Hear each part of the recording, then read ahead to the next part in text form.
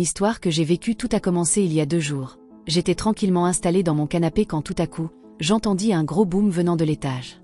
J'ai sursauté, mais je me suis finalement dit, c'est sûrement quelque chose que j'ai mal posé et qui est tombé. Alors j'ai continué de regarder la télé sans me soucier de grand-chose. Je vais me coucher.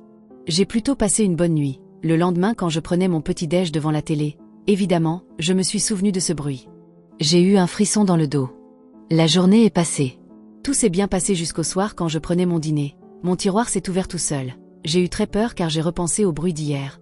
Je me suis dit c'est bizarre car normalement il ne s'ouvre pas tout seul car c'est un mécanisme spécial. J'ai eu très peur sur ce coup. J'ai regardé partout mais je n'ai rien trouvé. Je suis finalement allée me coucher dans l'espoir que ce soit qu'une coïncidence.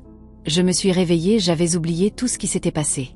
Je me leva de mon lit après avoir regardé mon téléphone et je sentis un courant d'air froid sous mon lit. Je me suis dit qu'il est grand temps que je fasse des recherches sur ce mystérieux appartement. Pendant toute la journée, j'ai ouvert des journaux, regardé la télé, j'ai lu aussi plein d'articles et j'ai trouvé de quoi me satisfaire. L'immeuble a été construit par un riche homme d'affaires pendant la Première Guerre mondiale pour abriter les déserteurs. Cet homme d'affaires était l'arrière-arrière-grand-père de notre voisin d'en dessous.